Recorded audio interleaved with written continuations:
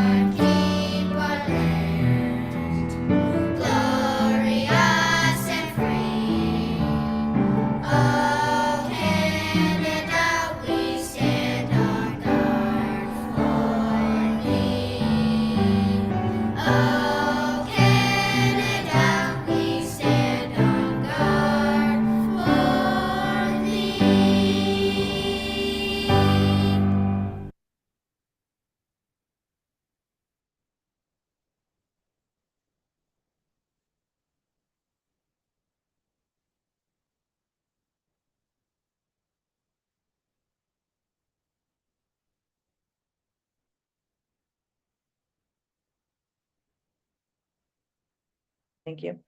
May leave some feeling her position entailed press releases and social media updates.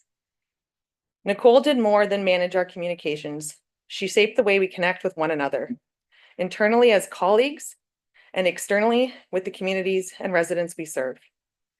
Nicole not only captured, but created what Springwater means to us. Her work ethic, dedication, and empathy pulled her beyond her role into golf tournament director, mascot Sparky with the Fire and Emergency Services, member of the Elmville Maple Syrup Committee, and simply loving and championing the fall fair and community events. She was a counselor to employees and a liaison to council. She was a storyteller who truly captured the essence of Springwater. Nicole has captured our hearts for eternity. Nicole and I started in Springwater months apart, and I watched as she grew, thriving. She earned the respect and trust of her county and media colleagues, and a decade later, Nicole became my voice.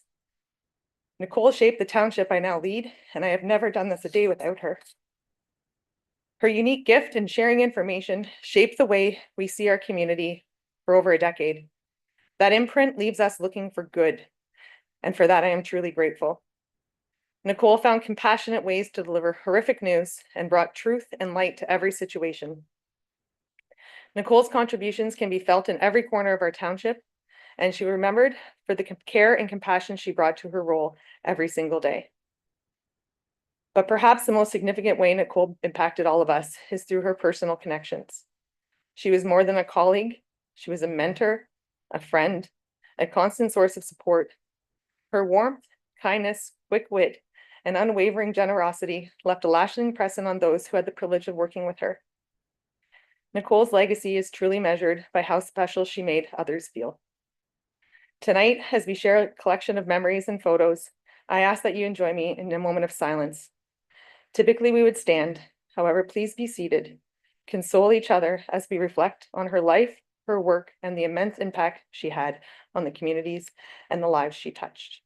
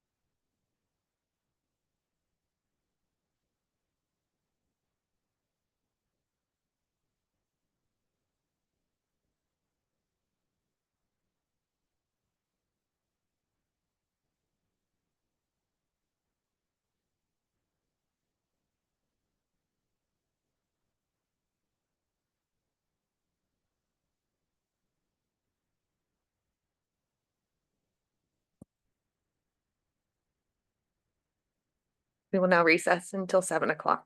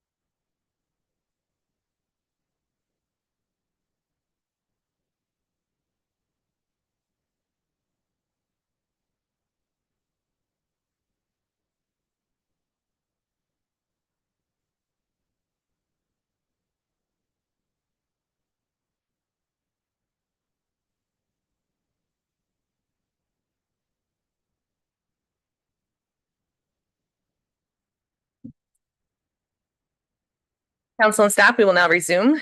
Council, are there any disclosures of pecuniary interest this evening? And seeing none, I will now call upon MHBC Planning to present. Please come forward.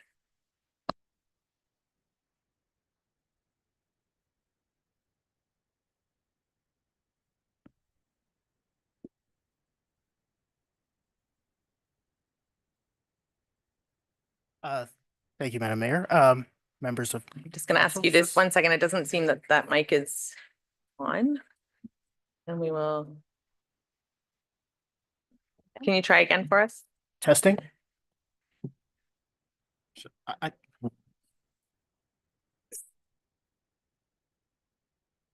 Testing.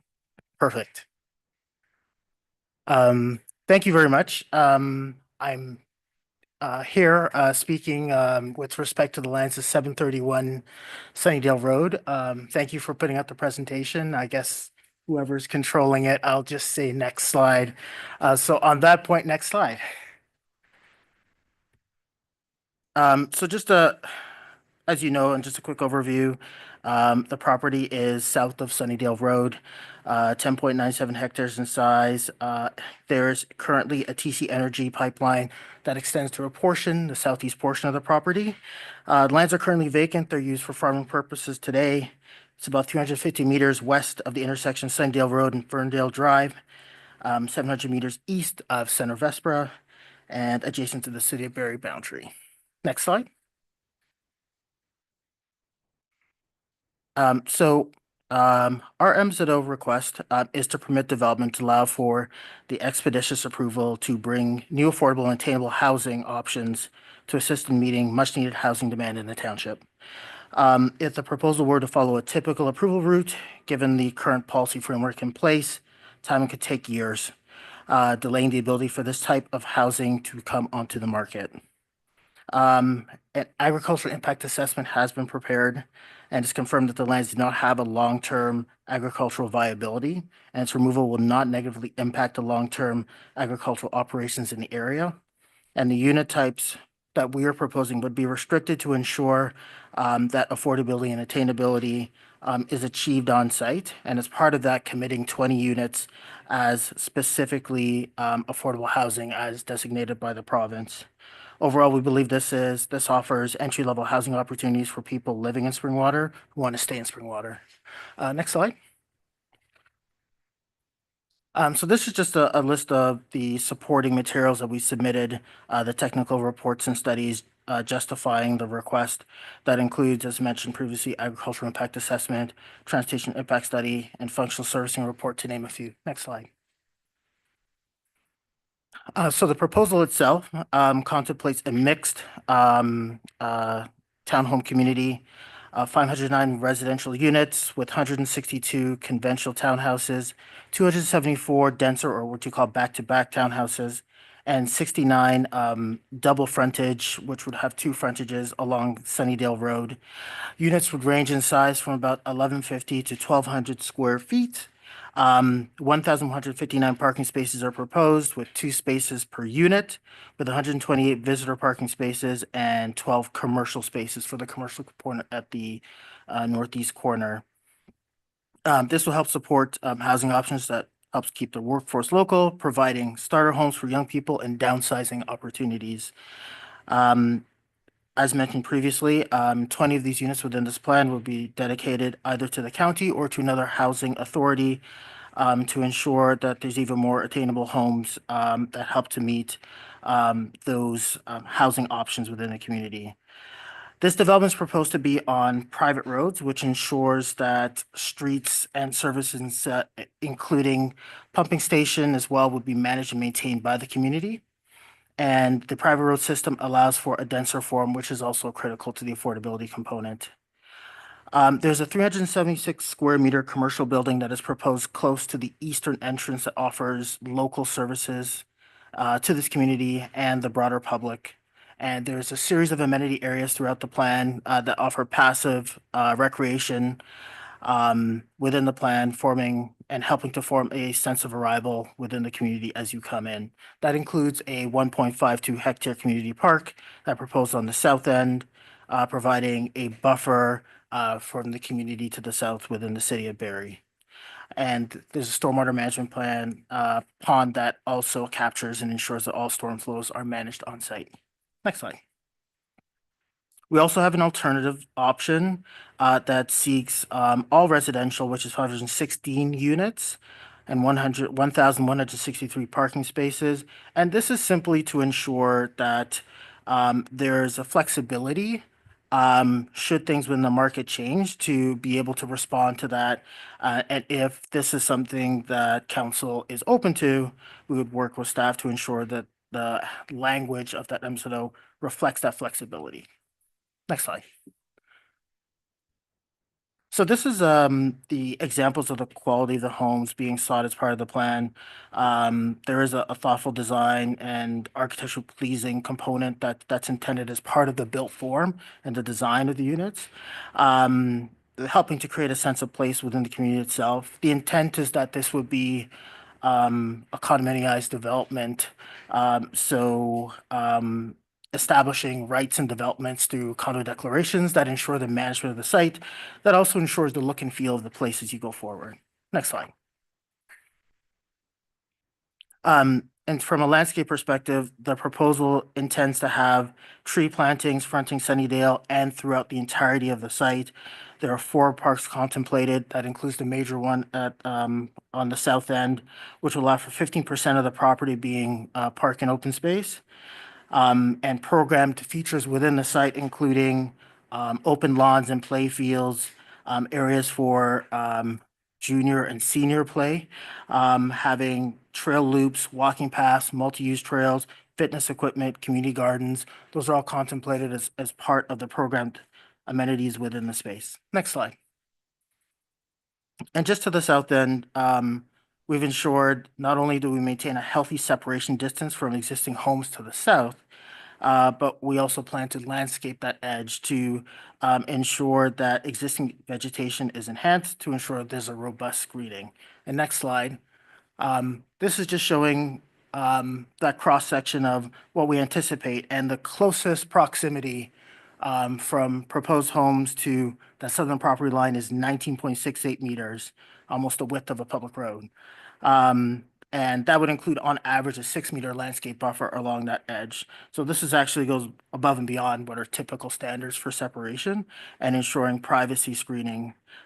We knew that that was a concern as it relates to transition and existing neighborhoods. Next slide. We've undertaken consultation. We've held consultation with the Indigenous communities over the summer and in the fall. We've had the virtual public meeting. We received comments both at that meeting as well post that meeting from the public, as well as technical comments, including Springwater Agricultural Committee. And we've formally responded to all of those comments that have been received and as part of our response submission. We know a majority of the comments received were from residents residing in the city of Barrie. We took time to respond to each of them and indicate how we felt it was either addressed or would be addressed through the appropriate development approval process at a later date. Next slide. On the agricultural impact assessment, we heard and acknowledged the concerns that the agriculture committee had shared.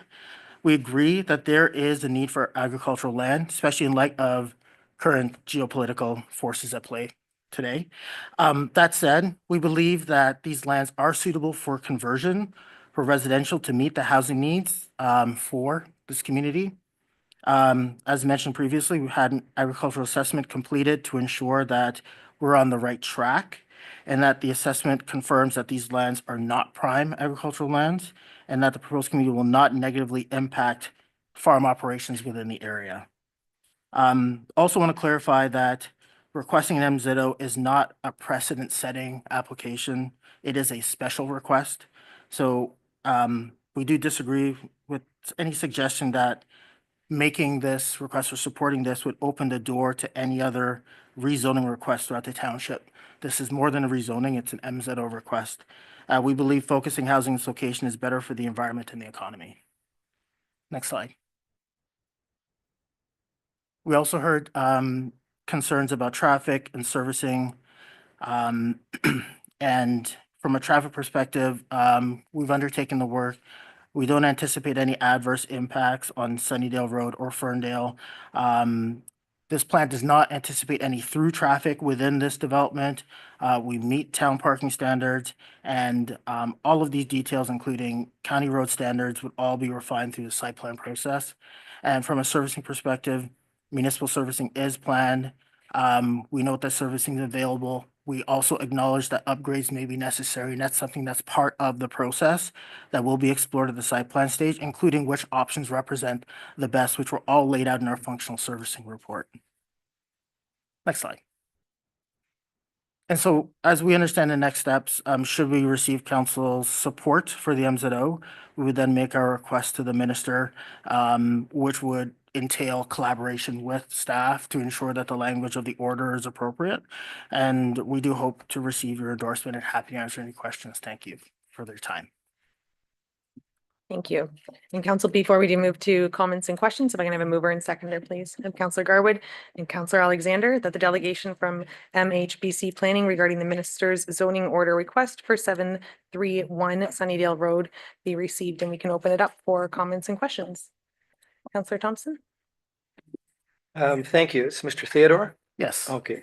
Through the chair to Mr. Theodore, could you help me to understand the difference between attainable and affordable? And is there a price point now that you're looking at? Great question. I'll start with the first. Affordable is typically, depending on the tenure, either 10% or 30% below what the average ownership or average rental price is. So I believe it's 10% as it relates to rental, 30% as it relates to ownership. But it's based on the average within your jurisdiction. And that obviously changes with time.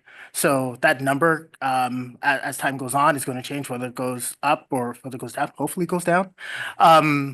As it relates to the prices, at this point, looking at 400,000 to 500,000 range that's been indicated. That's today. When shovel hits the ground, that may be a different price, but that's kind of the range that would likely be estimated. Follow on. Thank you very much. I think our community needs those kinds of affordable and attainable places. Just a question I have about servicing, because in the report, there was two kind of answers to wastewater. One was the city of Barrie, one was Centre Vespra treatment plant. We'd just like to get your ideas and opinions on that, number one. And number two is, I'm sure you know about the boundary discussions going on between us and the city of Barrie. And this is in the study area, obviously. And can you tell us if your client was part of the group that sent letters to the province that supported Barrie's proposal for the boundary expansion? So I'll start with the first question. So to clarify, and I saw the comments that were provided in the staff report, our functional servicing report looked at and focused on servicing within Centre Vespra and within Snow Valley, and provided those options and acknowledged that there are upgrades that need to occur as part of that, and indicated that that would occur as part of the detailed design, and whatever upgrades need to happen, whatever contributions needed to occur as part of that. Connections to Barrie were indicated as an alternative option, but not as the primary option. We know any servicing that has to happen to the city of Barrie, we need city of Barrie's permission to do that. So should that occur, and should that be the most economical option, there's a discussion to be had. But again, it requires the city of Barrie's permission to do that. So that's just a reality. That's really a backup plan as opposed to the primary option. With respect to the boundary adjustment, yes, I am aware of the adjustment. I believe my client did make communication. They weren't part of that main group, but they did make communication about interest in ensuring that their lands were considered as part of that. But that was before we made this request for the MZO. And at the end of the day, the reality is that we don't know where that's gonna land, what's gonna happen. These lands are in, the township of Springwater, and the objective for this application is this township of Springwater. I know what they're proposing is employment. We're not proposing employment, so it's, if that happens, we'd have to deal with it. Deputy Correll? Thank you, Mayor Cogman, and through you to Mr. Theodore. I'm going to ask you to put up a slide again. I believe it was the one where you were speaking about the rear yards and the distance, the buffer zone there and the tree line. If you could bring that up, what caught my eye is there is an unopened road allowance in the city of Barrie. And if I'm not mistaken, and I didn't see this before, but I see it now, on yours, though you say it's private roadway with no through access, it would be the end of Wismer Avenue, and it would be off of Slowly Drive running north to where the pipeline is. It's a different slide, maybe after think, this one. I think this is it right here. And if you can Yes. see there at the bottom, that caught my eye is Wismer Avenue road allowance there in the city of Barrie, the area that's kind of blurred out a little bit. There's no house there, yet your drawing kind of seems to me to indicate there might be a road connection made there. Is that something that's anticipated, envisioned? Because that would kind of make me think that maybe it's a connection with the city of Barrie with that particular development. And I also have to wonder if you might enlighten me, being a planner yourself, if that was anticipated to be the case when Whitmer Avenue was actually had that road allowance left there. So It just for you, begs Madam that Chair. question. Theodore? Great question, and I just want to clarify, we're talking about the break in the single detached dwellings where I show the long red line.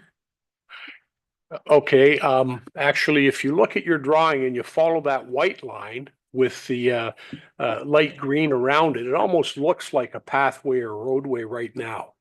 You're talking about the curve. Correct, and it attaches literally, and there's no buffer there either, to the Wismer Avenue.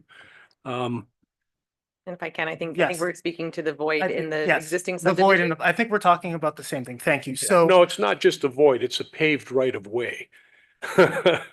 It's an extension of the roadway. There's a car parked on it. I'm looking at Google Maps right now. Mr. Theodore? So my understanding, what we're showing there that may look like the ghostings of a public road is the TC Energy pipeline right of way and buffer. So we're showing the extent of which we can't put a footprint in.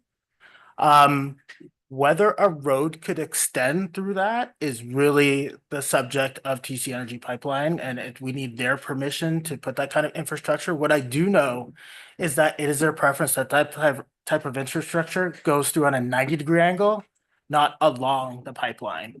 So I don't know about the history of the infrastructure that's within Barrie and what the planned function was for that area, but our plan did not plan for the extension of that road into the community, simply because of the pipeline and its existence there. It's in it itself, is complicated. Okay. Follow-up, Follow-up? please. Thank you, Mayor Coughlin. Thank you. I appreciate that. If it is at 90 degrees to the pipeline, and I don't even know whether the subdivision was there before the pipeline was actually completed and put in place either, to be quite honest with you, but it just struck me that this right of way is paved and it's sitting there adjacent to that piece of property. And I do see that the pipeline runs right along there. And just further to that point, it's also the reason why we haven't proposed any landscaping along that edge. So we're not allowed to. Perfect, thank you. My other question was with respect to the 20 units proposed for assisted housing. How exactly would that work? Are these 20 units going to be gifted to a particular organization, gifted to, say, the county for assisted housing? How does that work? Um, Mr. to you, Theodore? Chair. That it is, I guess it is a gifting in which there would be an arrangement in terms of the kind of the management of these properties within the overall plan. So if the county of Simcoe is interested in managing, no different than like Options for Homes or Habitat for Humanity, they would pick up a number of units within a plan, and they would manage those homes separately. They'd be no different than the quality of their homes, and it is really to achieve that affordability.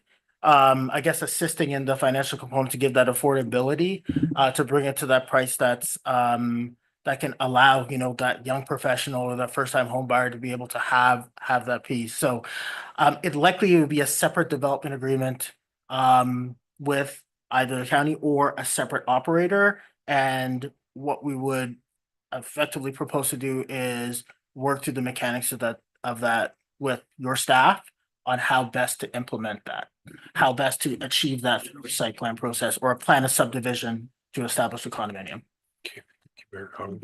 Thank you. Counselor Moore? Thank you, Mayor Coughlin. During the public meeting, there was comment about, and certainly from residents that live nearby, about the buffer. There was a lot of concern about that. So I wanted to direct the question actually through to Director Heron. If the MZO does be approved at this council and then move on to the next step, what control and what site plan control does the township retain?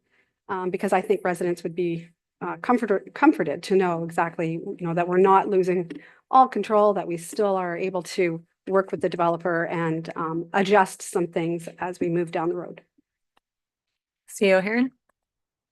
Thank you, Your Worship, and to Councillor Moore. What's before us is a change of use through the MZO process. So the developer is asking to change the use of the land from agricultural to residential. And that would be the limitation of a provincial decision on it. In terms of detailed site design, the developer has been very upfront and provided a very substantial information package to back up the design that they hope to achieve. That level of detail would come before council for final decision. My understanding is that even though in the submission package, there's reference to a plan of subdivision and then there's reference to a site plan, in this case, and Mr. Theodore can correct me if I'm wrong, all the streets are private streets, which would suggest that the entire development is going to be a condominium or multiple condominiums. So the detailed design through site plan would be a council approval matter. Whether it's a condominium or the form of tenure would also come before council. So there is opportunity for public process if it's a condominium. And then we could bring this and get public comment on it through that process, as the developer already has through the MZO township public process. So we already know that that's an issue with the public. Short answer is yes, council would have opportunity to review, discuss, and decide upon both the site design and the tenure. Now, I do need to clarify though that I haven't actually heard from the developer whether it's going to be condominium. I've jumped to a conclusion. Back to Mr. Theodore for clarification, please. The intent is to move to a condominium tenure of ownership. So yes, my friend is correct. Any additional, Deputy Cabral? Thank you, Mayor Coughlin. Appreciate that comment because it twigged me to something else when I was reviewing the report. There was some indication there, and through Mayor Coughlin to you, Mr. Theodore, some indication there about significant potentially artifacts being there. There might be some significant areas that would have to be looked at from I guess, a First Nations perspective. I did see that in there. Can you advise whether or not there's been consultation to the point to resolve that, or what your expectations are as to what that would entail being done in order to satisfy that particular aspect of the comment section in the report? Through you, Madam Chair, we undertook an a archaeological assessment. We actually undertook two, because we went back a second time, because we had some additional comments from, Albertville First Nation. And, in both those instances, nothing significant was found in the stage 1, stage 2 archaeological assessment, but it was more just providing additional information of clarity as it relates to the approach that we had taken on the study, and in combination with the environmental impact study that we also undertook. So there were questions that were asked, and we undertook that. We also undertook a separate Indigenous consultation, in addition to the consultation that was done through the agricultural, the archaeological assessment. Through those processes, we've been able to both get the responses that confirm that the issues that had been raised have been addressed, or that they're satisfied with the work that we've done on the site. Thank you. Councillor Thompson? Thank you. And through the chair to CAO Heron. So we have recently, well, in the last couple of years, approved 2 MZOs at the south end of Bayfield Street. And then went to the city of Barrie and asked for cross-border servicing. And that's kind of what really started all these boundary discussions. If we approve this MZO tonight, how might this affect those discussions that are ongoing in either a positive or a negative way? You shake that magic 8 ball and give us the answer. See how Heron. That was one of my favorite toys, and it never gave me the answer I wanted. That's effectively, your worship is correct. We really don't know the outcome of those discussions at this point in time. I think the denominator to the question is, would these lands eventually be developed? And if they are, would they be within the township of Springwater or the city of Barrie? That question is unknown. Mr. Theodore has advised us tonight that they're working with the township of Springwater. And that much we do know. It's very difficult to draw a conclusion on would this application affect the city of Barrie discussions. Deputy Crowell? Thank you for indulging me, Mayor Coughlin. I'm just curious, this is coming up on the agenda. There's a report with respect to this. I'm wondering, Mr. Theodore, if you and your client would still be available should we need clarification on any questions that might arise later on at that particular portion of tonight's meeting. I can be available, absolutely. I believe my item is after that report. Thank you. There's nothing further at this time. We are receiving this for information. So I have that the delegation from MHBC Planning regarding the minister's zoning order request for 731 Sunnydale Road be received. All those in favor? And that has carried. Thank you for the presentation. And we will now move on to question period, and I will turn to the clerk for any questions submitted.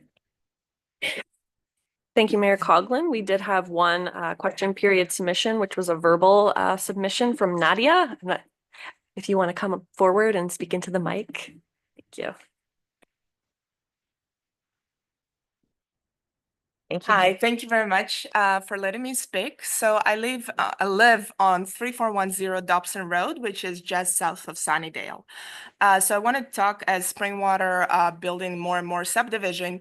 We really need to think about building more footpaths, not just inside the subdivisions, but to connect the subdivisions together to the outside our communities. So for example, Stone Manor Woods, which is on Sunnydale and Dobson, north of Sunnydale, does not currently have easy footpath access by a sidewalk into like between us and them. So if my daughter wants to play with her schoolmate, I have to drive her, which is like ridiculous because it's 500 meters away. And of course, the community of Stonewoods Manor can't, for example, easily access 9 Mile Portage Trail, which is just off of Sunnydale and Dobson. So they either have to drive and park in a very small dead end street, or walk on an 80-kilometer-an-hour road without sidewalks. So, for example, in last meeting's proposal, the proposed commercial zone did entail a small footpath between Sunnydale and inside the proposed cul-de-sac. Now, if the council decides not to rezone as in the proposal and build it, the commercial zone as the current zoning stands, I do encourage you to build a small footpath between the proposed cul-de-sac and Sunnydale, between two of the houses, or build a sidewalk on Dobson north of Sunnydale. Because again, there is a need for it. Down Sunnydale, there is a dead-end street, then there's a ditch and Sunnydale Road, and people walk there all the time. In fact, during the summer, I've seen people put down a skid to act as a bridge. So there's clearly need for it. And it also will connect our communities together.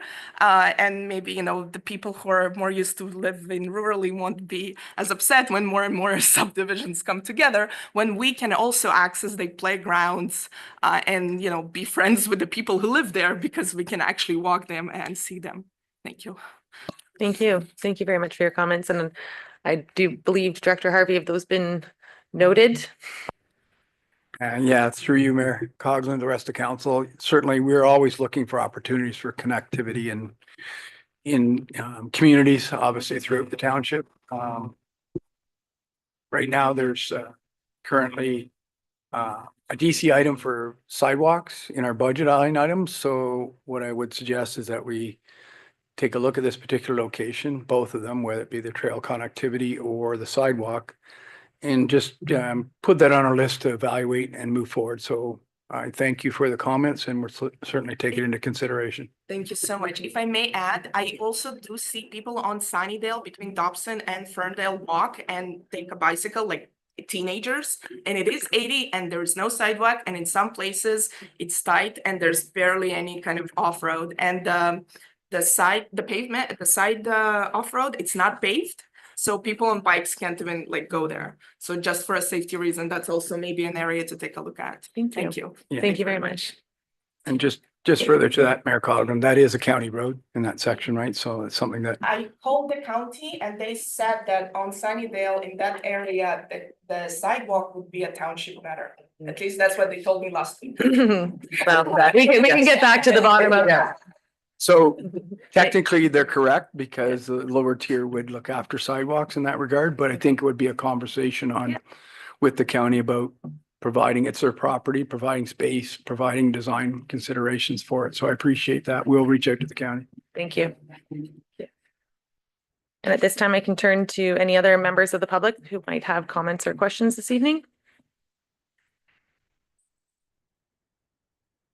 Not seeing any, we'll move on to our minutes. May I have a mover and seconder for the approval of the council minutes, please? Deputy Cabral and Councillor Garwood, that the minutes of the council listed herein be approved as presented. 1, the minutes of the special meeting of council, March 5th, 2025. 2, the minutes of special meeting of council, closed session, March 5th, 2025. And 3, the regular meeting of council of March 5th, 2025. Are there any comments or questions on this? Not seeing any. All those in favor? And that is carried. And our minutes of our boards and committees. May I have a mover and seconder, please? Councillors Thompson and Fisher, that the minutes of the boards and committees and other organizations listed herein be received for information. 1, we have the minutes of the Nottawasaga Valley Conservation Board meeting of February 28th, 2025, and the minutes of the Nottawasaga Valley Source Protection Authority Committee of February 28th, 2025, and minutes of the Outdoor Digital Sign Hearing Committee of April 4th, 2024. 4. Okay. All those, any comments or questions on these? All those in favor? And that has carried. And we are now moving on to item, correspondence item. Mover and seconder, please. Deputy Cabral and Councillor Alexander, that the correspondence and resolution dated March 4th, 2025 from the Township of Oro-Medonte regarding the Barrie Boundary and Adjustment Provincial Facilitation Process be received for information. I can turn to members for comments and questions. Deputy Cabral. Mayor Coughlin, seeing as this is audio and visual, and a lot of folks out there might be interested to know exactly what Oro-Medonte's resolution reads, I would respectfully request that it be read out so that everybody can hear exactly what it says. And then maybe we have opportunity for some discussion on it. I'm hoping that that's something we could do. It's rather lengthy, and I do appreciate that it's rather lengthy, but still. And that's your offer to read it? I was hoping that the clerk. I'm prepared to do it, but I might stumble a lot more than. And thank you for pulling that up. And just for the public's knowledge, it does form part of our agenda, but we're sharing it on the screen here now, and I will turn to Clerk Marshall. Thank you, Mayor Coughlin. I might need a drink of water for this one. Okay. Whereas there are parties participating in ongoing provincially facilitated municipal boundary adjustment discussions that are in response to a request for lands by the City of Barrie. And whereas the municipal parties are the County of Simcoe, the City of Barrie, the Township of Springwater, and the Township of Oro-Medonte. And whereas Hemson Consulting was jointly retained by the parties to evaluate the need for additional residential and employment lands at the boundaries of Barrie Springwater and Barrie Oro-Medonte. Hemson has completed this task and produced a report, the Hemson Report. And whereas there has been only one meeting to date involving all parties, and whereas the facilitation process is significantly, approximately 60% over budget due to higher than anticipated consultant costs, and whereas the parties are unable to agree on the basic outcomes and findings of the Hemson Report on the land need requirements of the municipal parties, and whereas there has been no meaningful agreement between the parties, in particular for the need and base growth assumptions that justify the City of Barrie's request, and whereas the parties should determine the terms of reference amongst themselves, and whereas after each stage or phase, the City of Barrie requests changes involving inclusion of additional lands and conducting its own internal analysis outside of the facilitation process, and whereas it has been determined that the region requires more housing of all varieties to meet expected demand, and whereas it has been determined that additional employment lands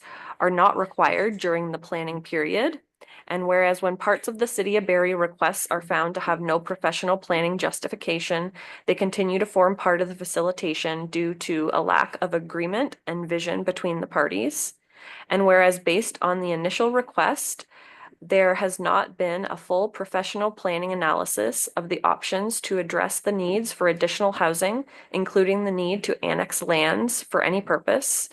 And whereas there is no set commencement or conclusion or procedure to the facilitation process. And whereas there is a provincial mandate to build more homes faster. And whereas the province has indicated that it prefers a local solution to municipal matters. And whereas there appears to be a willingness to enter into negotiations to explore ways to assist the province in its mandate and to simultaneously benefit the county's regional development objectives. Now, therefore, let it be known that the Township of Oro-Medonte supports the provincial mandate and that council is willing henceforth to participate in ongoing discussions, regardless of the constitution of those discussions, with the parties to enable outcomes of mutual benefit and aligned with the provincial mandate to build more homes faster and to protect and expand jobs amidst a rapidly changing geopolitical environment. Be it resolved that in order to expedite an economical, mutually satisfactory outcome, the Council of the Township of Oro-Medonte recommends that all further discussions be held in open session with all parties being present at each session. And further, that as an alternative to the present manner of facilitation, all parties enter into discussions in the sessions in the manner described in the appended process as amended to their mutual agreement. And further, that once carried, this motion be delivered immediately to the parties requesting a decision as to whether they agree to such a format. And further, that if this motion is approved at municipal council, it is to be delivered to the parties, the provincial land development facilitator, and the Minister of Municipal Affairs and Housing. And further, that this draft process be considered by the parties in the establishment of a revised terms of reference.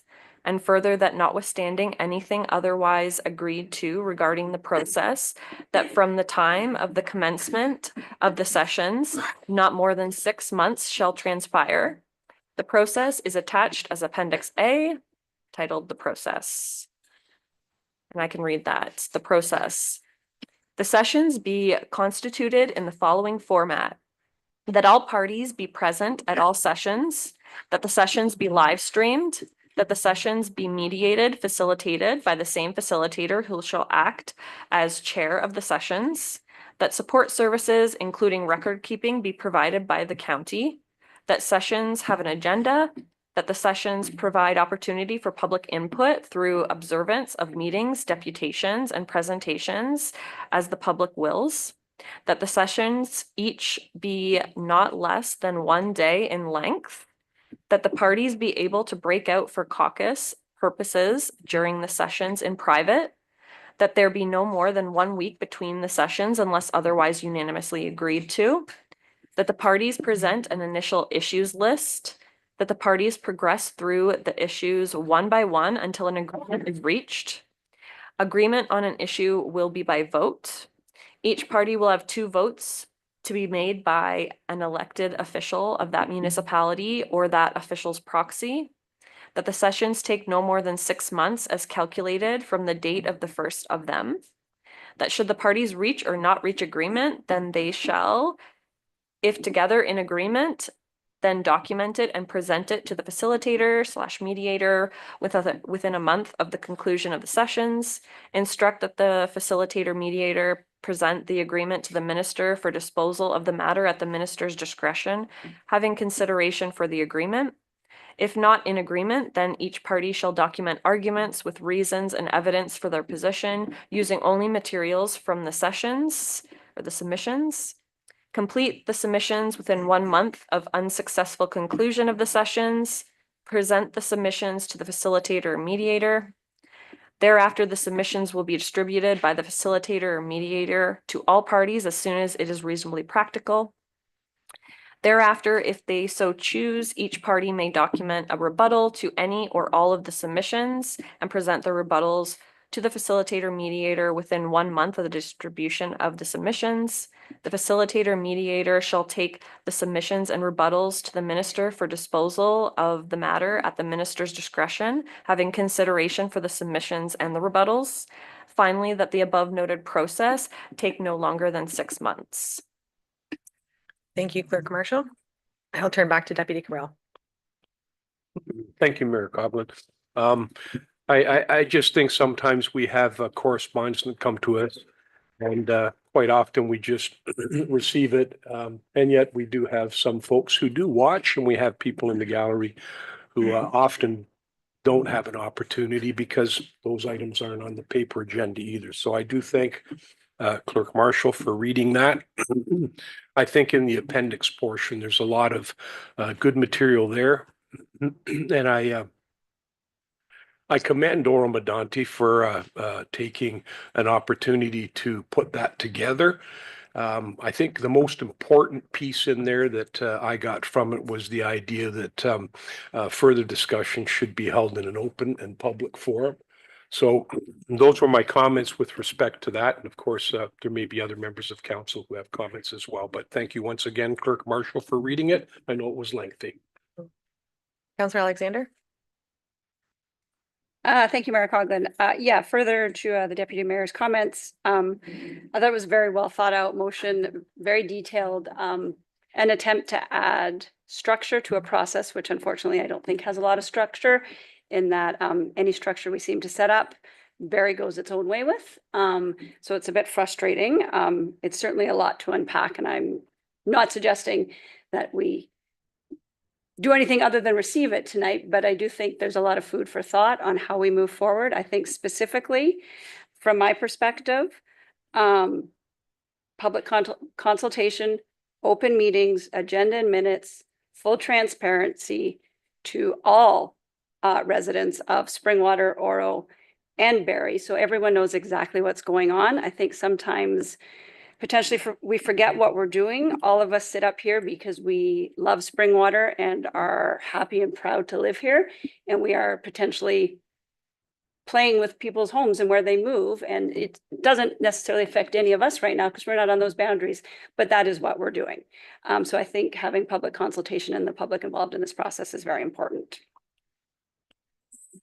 Councillor Fisher. Thank you. I don't want to risk sounding redundant, but I agree with the previous two comments. I commend the Council of Oro for taking some level of action on this. I also have to say that they really have laid out some of the frustrations I think many of us feel. You know, right here where they say along each stage or phase, the requests seem to change and the justification for it as well from the city of Barrie. You know, initially it was employment lands, and then when it was convenient, it became housing.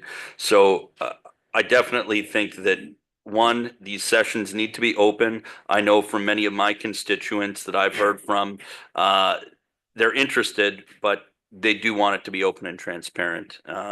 So I definitely concur that that needs to be the case going forward. And I just want to receive this tonight. I believe that it is something to take in and digest, but there's a lot of thought that that should go into this. And yeah, so that's what I'd like to do tonight. Thank you. At this time, I'm going to turn to CEO Heron and the existing terms of reference through the facilitated process. How would endorsing something like this, and I'm not suggesting that this evening, but we do have an existing terms of reference, and I think that it might be beneficial if through the working group, we can have that come back to council and then have our own Springwater solution to how the meeting should move forward, because I don't want to, we did sign that. We did agree to a path, and that path is not working. So whatever we need to do to take those steps. So I do know that you had planned on scheduling a working group meeting to have this discussion brought back to council, if you just wanted to elaborate on that. Thank you, Your Worship. The terms of reference that we currently have in play and have agreed to with the provincial facilitator provides that the township would act in confidence in those discussions. The motion that's before us, as presented from the Township of Oro-Medonte, is suggesting that we take an completely 180 reversal and open it up to the public. It's well thought out. It's well structured. It would mean council going back to the provincial facilitator with taking a stance on this. And yes, I was looking to convene the council working group to discuss this matter and discuss the latest correspondence that we've received from the provincial facilitator, which of course, because of confidence, I can't go into in detail here. And then report forward to council for action. So my hope is that we're able to schedule these meetings in time to report back to the next meeting of council on April 2nd, I believe. That's what we're striving for. Councillor Thompson. Thank you, Mayor Coughlin. I kind of take a different approach to this. I don't see a lot of value in joining with Oro-Medonte in their concerns. I see our issues similar but different. We're kind of the municipality that started this whole process, and after being a year and a half in, I don't see any progress. I feel kind of like we're chasing our tail. And I'm still of the opinion that we really should be dealing directly with the city of Barrie. The city of Barrie has really negotiated with us through the press. They've offered us what they term as the most lucrative compensation plan in the history of the province. They shared it would increase our tax revenue by $8 million. Plus we'd get revenue sharing, plus we'd get cross-border servicing, the very thing that we asked them for. So I'm still of the opinion that we should go this on our own, that we should sit down and at least have a discussion with the city of Barrie and see if we can't make some progress in this boundary discussion. Thank you. Thank you, Councillor Thompson. And as those remarks might spark an entirely different conversation, we'll remind council that before us, we have correspondence from Oro Medonte. There is not an item on our agenda tonight to discuss City of Barrie. So I would request respectfully that we keep our comments to the Oro Medonte correspondence. Anything further on that? So I do have that moved and seconded, and it's that the correspondence and resolution dated March 4th, 2025 from the Township of Oro Medonte regarding the Barrie Boundary Adjustment Provincial Facilitated Process be received for information. All those in favor? And that has carried. We'll now move on to item 8.1, which is our MZO request. And at that point, I will request a mover and seconder. I will read through the options and then open it up to the floor for discussion. A mover and seconder for this, please. I have Councillor Moore and Councillor Fisher. That the report from the Manager of Planning Services and Junior Planner regarding the MZO 2024-002731 Sunnydale Road dated March 19th, 2025 be received. And option 1, that Council for the Township of Springwater endorses Sunnydale OP Inc.'s proposed MZO request to locate 509 unit townhomes development on the lands municipally known as 731 Sunnydale Road through a provincial land use approval process. Or option 2, that Council of the Township of Springwater does not endorse Sunnydale OP Inc.'s proposed MZO request to locate 509 unit townhome development on the lands municipally known as 731 Sunnydale Road. And at this time, I will turn to members of council for additional comment. Deputy Cabral. Excuse me. Thank you, Mayor Coughlin. Additional comment, questions, or? I think we can move through comments and questions before we put forward an option, or to the discretion of council. If there's an option to come forward, we can discuss them and vote individually. Actually, I have an amendment to propose. Okay. If I could indulge me for a second, I think Clerk Marshall may already have it in respect of the options that are there. Clerk Marshall is prepared with that. Okay. In order to proceed, I would suggest that maybe we look at the amendment is a change in the specific wording for option 1 and option 2. And I'm wondering if I might have opportunity to have Clerk Marshall read it out. Clerk Marshall. Thank you, Mayor Coughlin. So the amended wording, so I'll read option 1. It would read that Council for the Township of Springwater endorses Sunnydale OP Inc.'s proposed MZO request to locate a mixed-use residential development on the lands municipally known as 731 Sunnydale Road through a provincial land use approval process. Or you have option 2, that Council for the Township of Springwater does not endorse Sunnydale OP Inc.'s proposed MZO request to locate a mixed-use residential development on the lands municipally known as 731 Sunnydale Road. Thank you, Clerk Marshall. And to reiterate, so we would simply be taking the specific number out of that and just replacing it with the overall use. So we're not endorsing anything other than the rezoning. So I will turn back to Deputy Cabral. Thank you, Mayor Coughlin. That's the intent, is to take a specific number out. I think going down the road, that number is not going to necessarily remain at 509. So that's the reason why I've asked for the amendment, and I'm hopeful that council can see why and support it. So look for, and I'm going to ask that we put the amendment on the floor so we can discuss the amendment further. So I have it moved by Deputy Cabral, and a seconder for that, please. I have Councillor Fisher. So the amendment is now on the floor. So council, is there any comments on the amendment? Councillor Moore. Thank you, Mayor Coughlin, through you to CA O'Haron. If the amendment then is approved, does that affect the agricultural zoning to residential zoning, if we call it mixed use? What in fact in the planning world does that mean for the application? See O'Haron? Through you, Counselor, through your worship to Counselor Moore.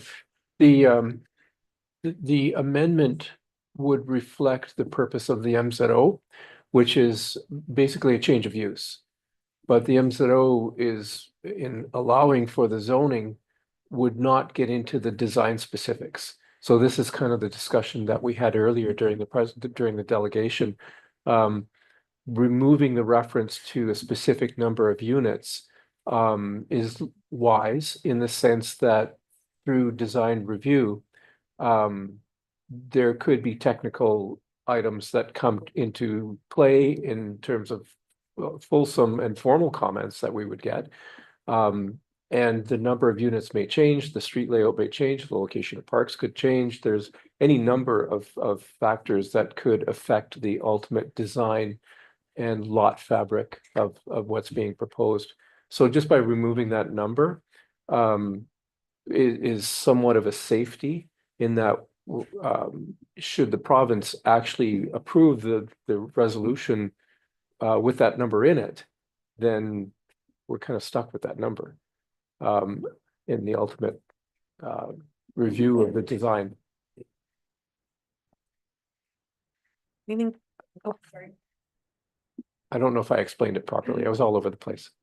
No, I think that was a good explanation. I think that it does protect the corporation and that we're not committing to a specific number, but that we are endorsing the switch or the change in use. So it's more of a overarching so that we will see this. If it's approved by the province, it'll come back to us and we can work with the proposal to make sure that it's something that best fits the community. Right. Anything further on? This is strictly on the amendment. So from removing the specific number to just mixed use. And not seeing anything further, council, all those in favor? And that has carried.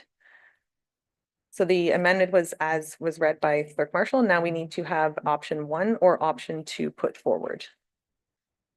Deputy Cabral? I'm sorry, Mayor Coughlin, I'm just wondering if there's opportunity for discussion before putting a particular option on the floor. I do have a couple questions specific to the report. Through you, I don't know where to send it. I guess my best bet is to send it to interim CAO Heron through Mayor Coughlin. It's in respect of the county's comments in relationship to the widening of Sunnydale Road and how much area they needed. I think there was some allocation from a requirement from the proponent to provide some property.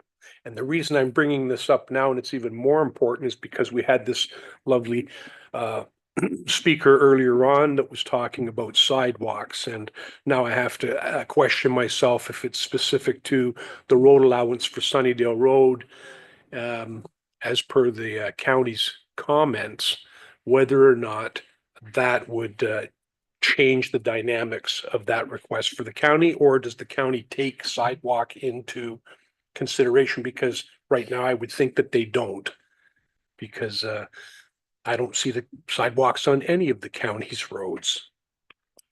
CAO Heron? Thank you, Your Worship, and to Deputy Mayor Cabral. The comment from the county for road widening likely comes from an engineering design criteria that's been installed into their official plan, indicating the ultimate width of roadway types. So in this case, they're looking at their existing width of the land they owned for that roadway, and their official plan would authorize them to, through a public process, take additional lands to get their ultimate width. It's not likely that there's consideration of a sidewalk in the county design criteria. You typically don't see sidewalks on county roads. They tend to be high level arterial roads, which are not sidewalk, particularly in rural areas. Now, having said that, that doesn't mean that, based on the comment we had earlier and from the question about sidewalks, that staff can't open a discussion with the county about sidewalk connectivity. you know, the level of urbanization that's proposed with this development would suggest quite a few people would be living there if they're successful in getting the density that they've shown in their designs. And we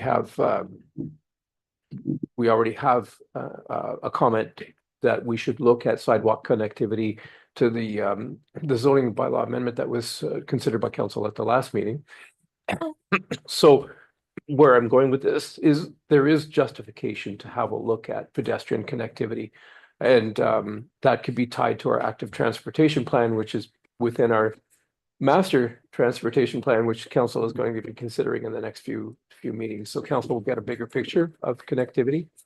But certainly sidewalks is part of that discussion. And I think it will become more prevalent as the township urbanizes in its settlement areas, and we'll see more discussions about where we're going to install more sidewalks. This is one of those instances. Follow on? Thank you. And to just further elaborate on that a little bit, while reading the report, they talked about commercial areas and retail areas near the proposed development being, I believe, 10 or 12-minute walk. I know where they are. I would suspect that they would have taken that from the Ferndale side. But I'm also thinking down the road, would, if there was a sidewalk connecting, say, the Stone Manor Woods, at least on one side of Sunnydale Road, which would be the south side, in my opinion, moving forward, would the site plan process with the proponent, if the MZO was to go forward and the development was to take place, would the municipality have any opportunity to make the sidewalk part of that process going forward?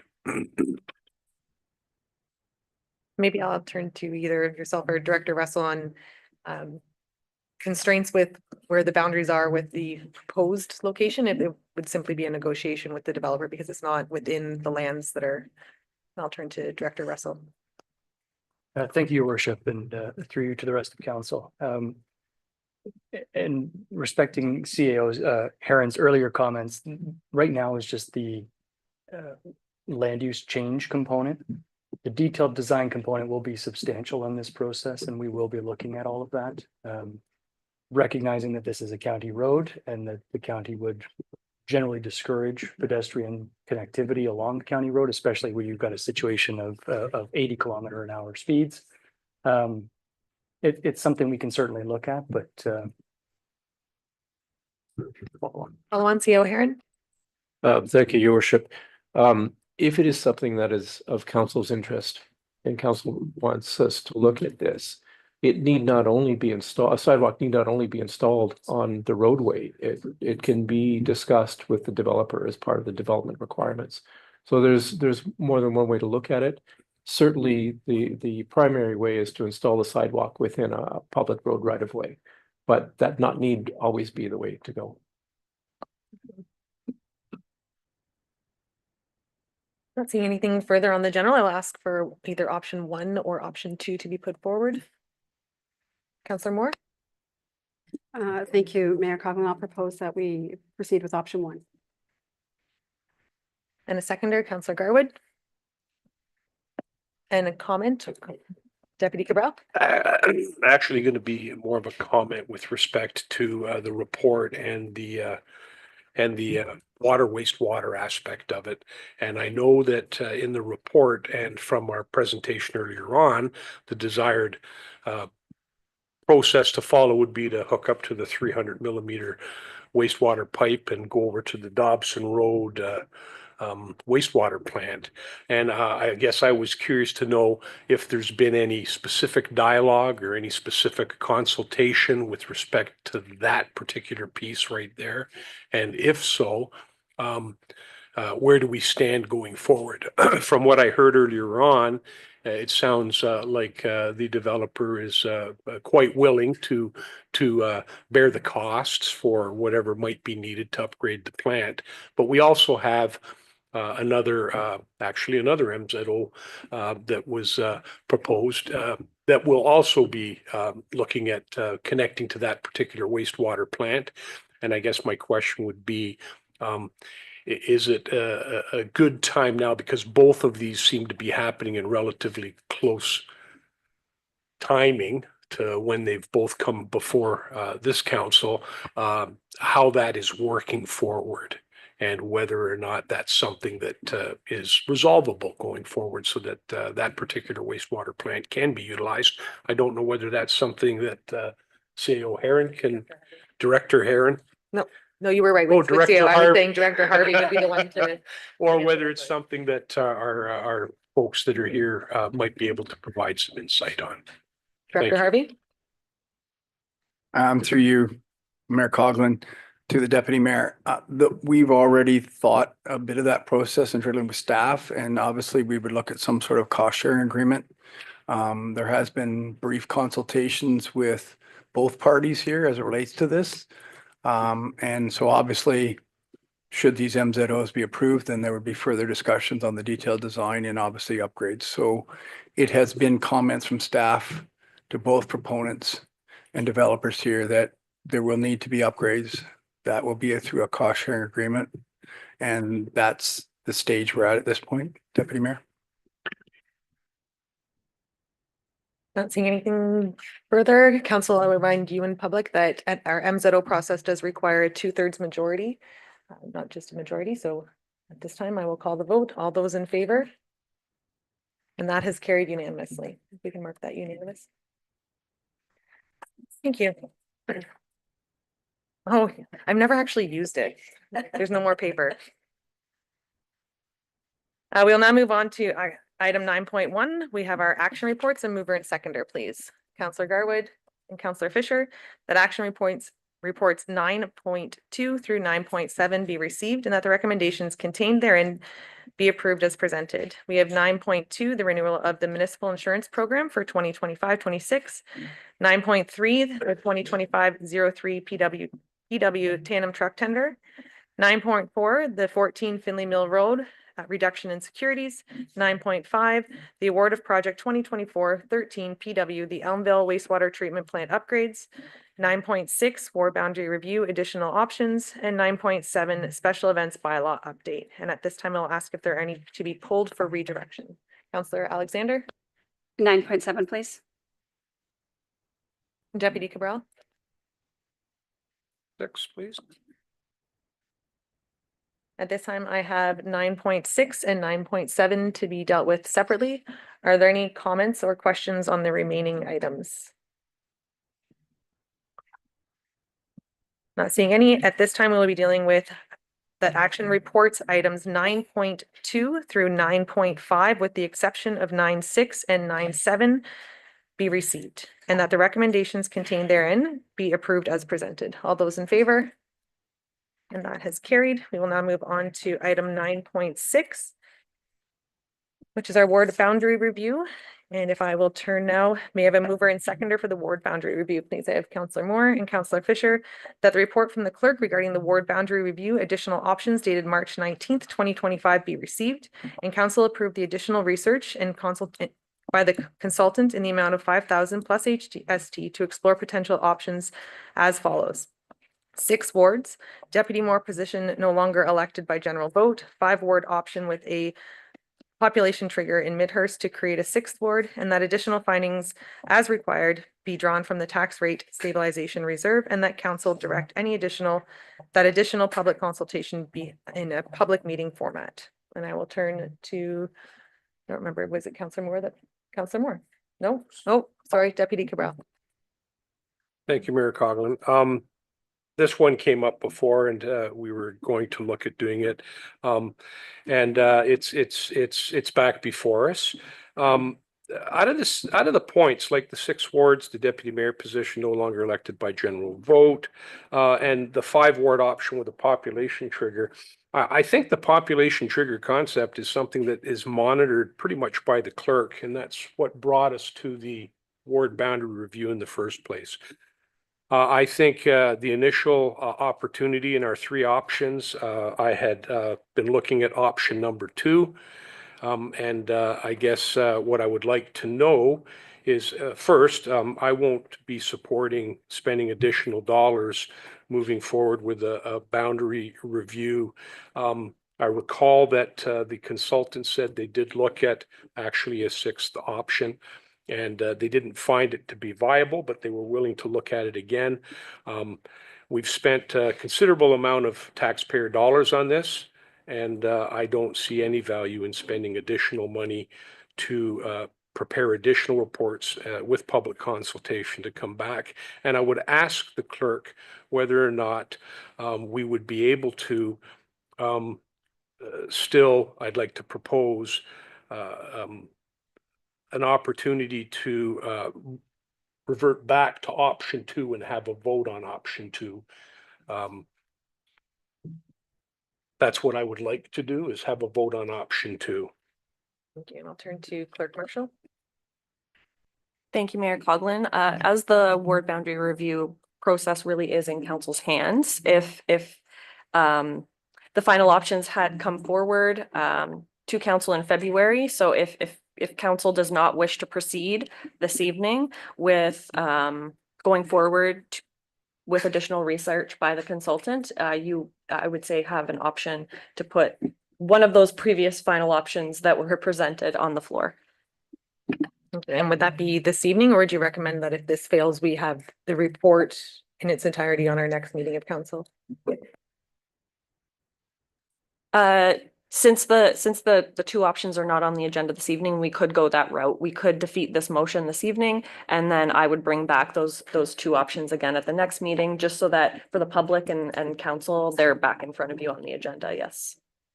Thank you. Councillor Moore? Thank you.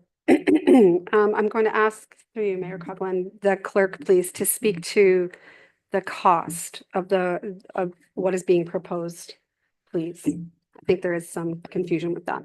Clerk Marshall?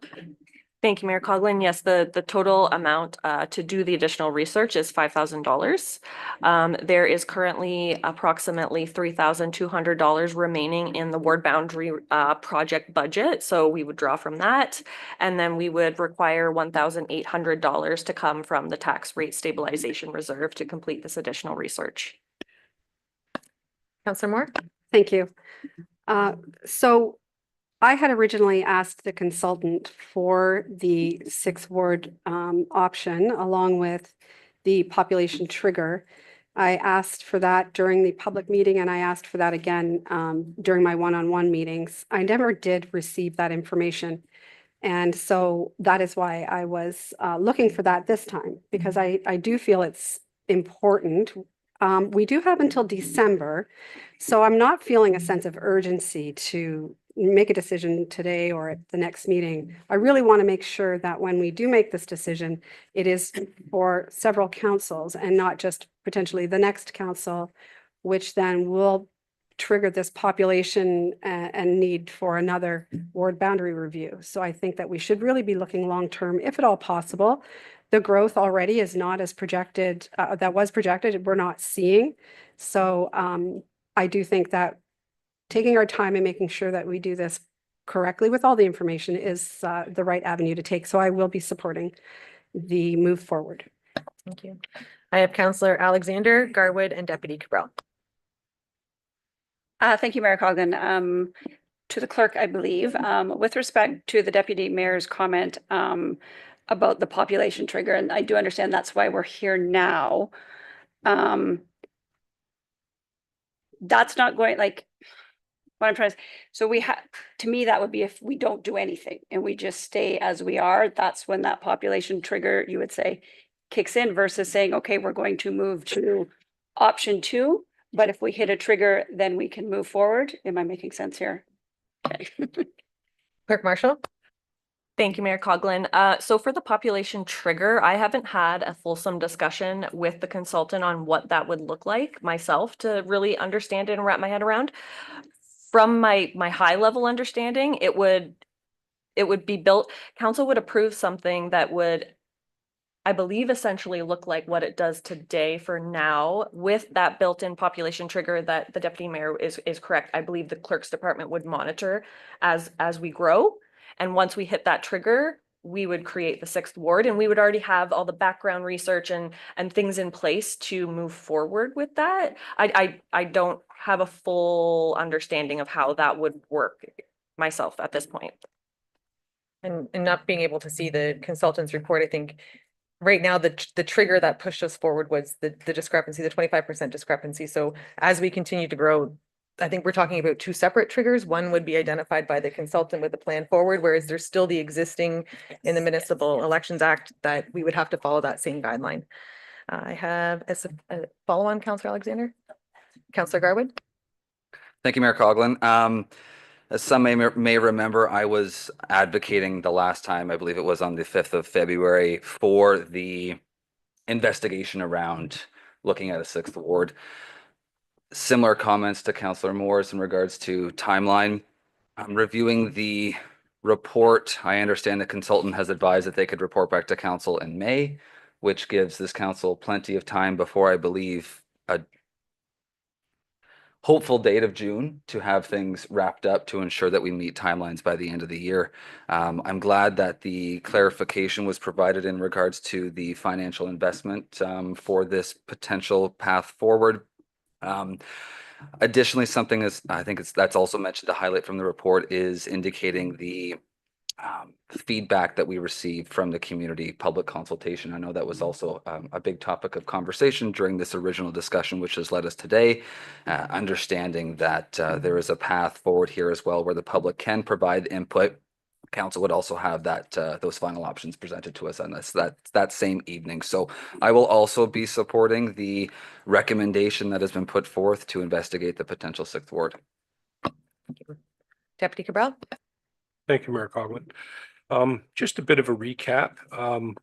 We got to this juncture because the clerk monitors the number of folks in each ward, the folks who are able to vote anyway. And that's how we came up where they did a report and said, hey, listen, you know, we're getting to the stage now where there's a bit of an imbalance and we should look at doing a boundary review, which we undertook at some expense. The consultant went forward. They had their public consultations. They came back with, I believe, 5 options and narrowed it down to, I think, 2 or 3 that they proposed as the solution based on their expertise. What we're having here is we're having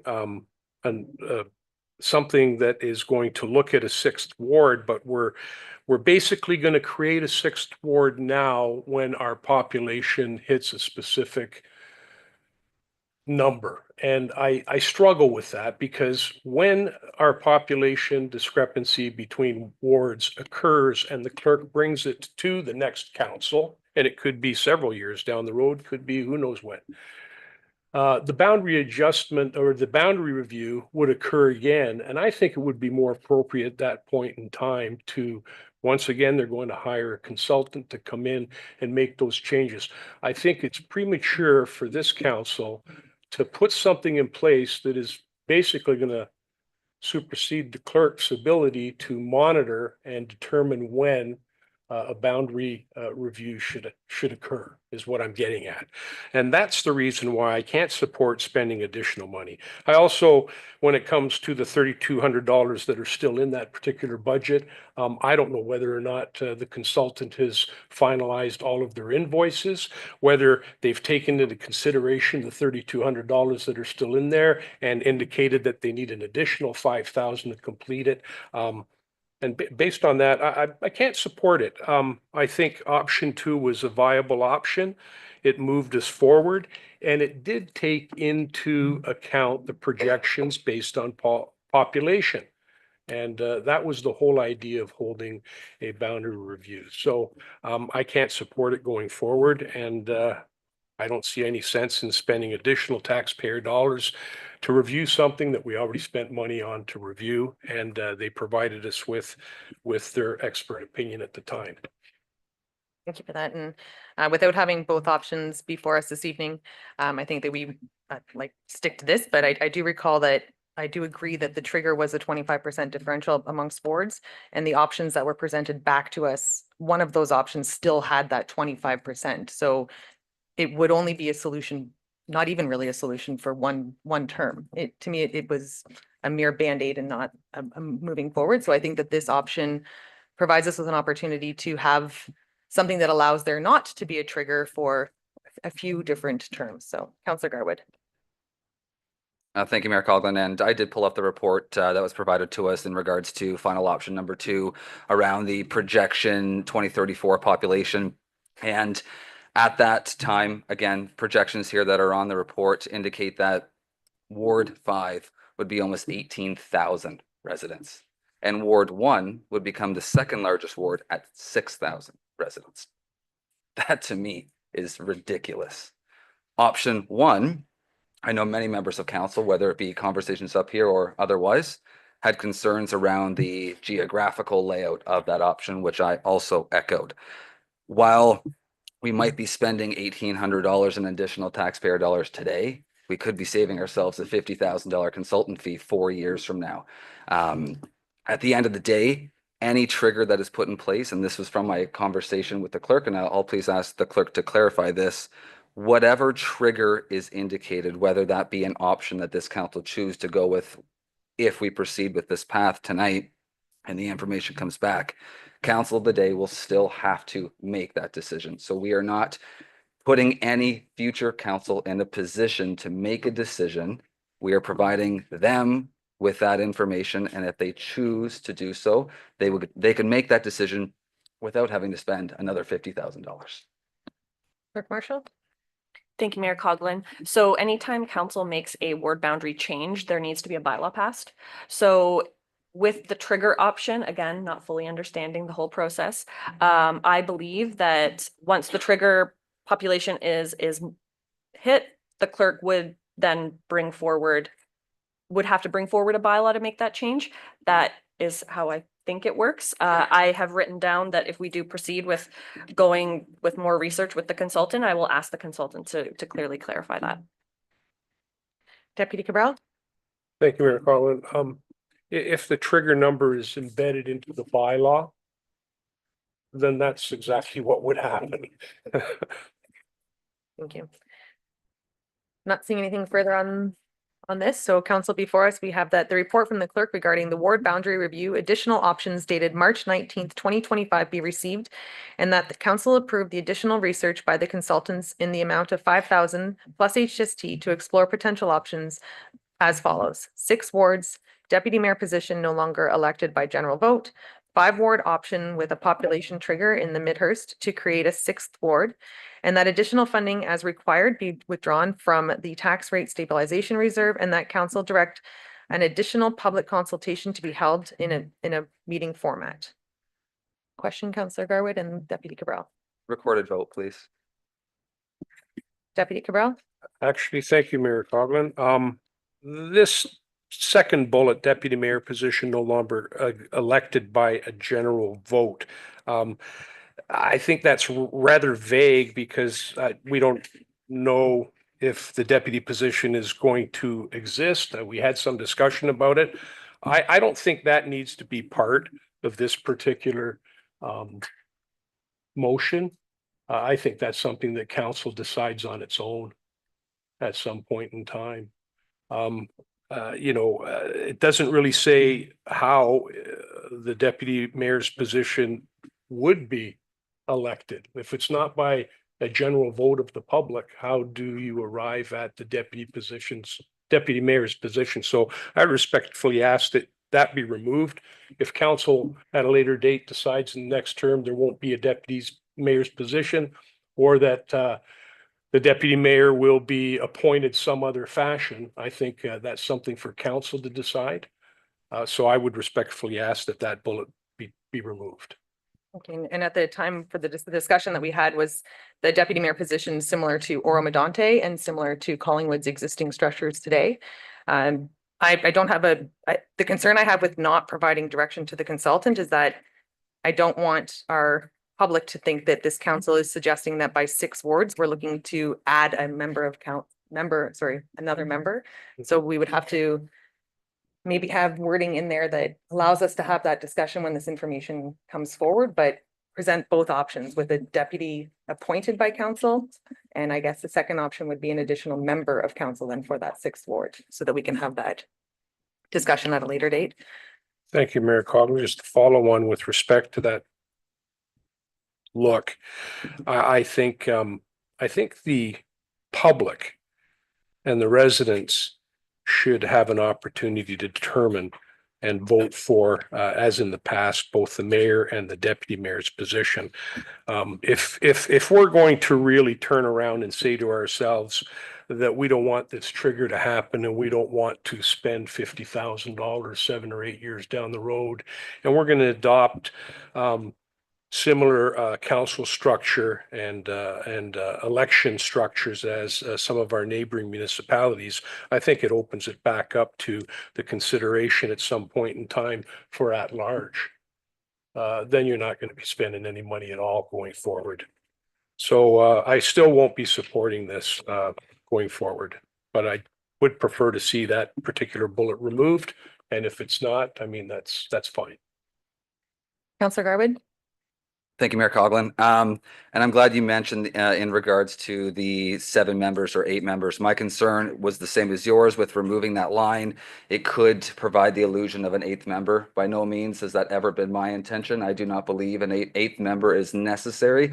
I also understand that brings other challenges like tied votes and whatnot.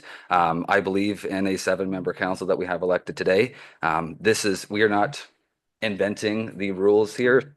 We have many municipalities in this county that have deputy mayors that are appointed by their council once that council has been elected.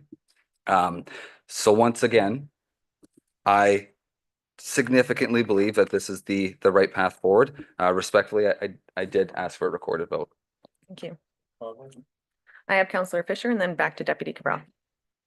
Just want to say I do agree with Councillor Garwood. I do concur. I like a 7-member council. I don't think we want any tied votes. I think it's fair. But I also do agree with the deputy mayor. I do feel, and I certainly experienced this in the last election, I do believe that the public wants to vote for their mayor, deputy mayor, and individual councillor. So I do not mind removing that bullet point with some clarification. Deputy Cabral? Thank you, Mayor Coughlin. I think it's important that what we're really talking about here is this 6th ward.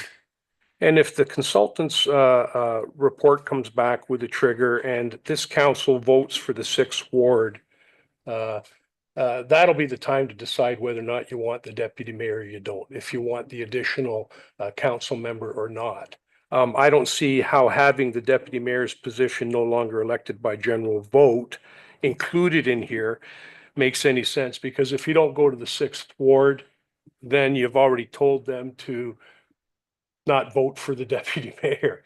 If you leave that bullet out of there and eventually it goes to a 6th vote, council of the day can determine whether or not they want to do away with the deputy mayor at large and somehow or other work around that the 6th ward with the mayor alone and maybe having a revolving deputy mayor. I don't know, but I would still ask that particular bullet be removed. Thank you for that. And I did hear support for a seconder on that. So I will put forward the amendment moved by Deputy Cabral, seconded by Councillor Fisher, that bullet 2, deputy mayor position no longer elected by general vote. And I will turn to members of council for comments on the amendment, which is to remove that line. And I will reiterate the concern I have with removing it is that if we do that, then we need to put in language that the consultant understands that we are not looking to increase the composition of this council. I think that we've seen across the county, other municipalities reducing their size, and without having the deputy mayor elected or appointed, there is no one to govern that ward. So we would have to put forward another councillor. So without, these don't work in tandem. We can't have a 6th ward and a deputy elected at large if we don't want to move to an 8th member of council. So to me, they're part and parcel. And again, that's my opinion on the amendment that's been put forward. Is there any other Comments or questions on the amendment, Councillor Alexander and Garwood. If we add language within the amendment that says essentially what you're saying, Mayor Coughlin, that we are not looking to move forward with 8. I'm comfortable with that. I understand the concerns of, it does feel like we're dealing with 2 different things here with respect to whether or not we have a deputy mayor that's elected or appointed versus just the whole ward boundary and the review. So I'm okay with moving it, but if we could add the language to your point, so people don't think we're looking to increase the size, then I'm comfortable with the amendment. Thank you. And I would be looking for suggestions because, as I said earlier, without removing the deputy position and having 6 members of council run in wards and then appointing a deputy after the election has occurred, I'm not familiar with any other option. So if we're not interested in entertaining the appointment of a deputy mayor, and we're not interested in adding an 8th person to council, there is no point in moving forward with this. Councillor Garwood and then Deputy Cabral. Thank you, Mayor Coughlin. Again, I'm going to take a bit of a different approach from a few other members in regards to, I think that second bullet point, deputy mayor position no longer elected by general vote, solidifies this council's desire to have a deputy mayor.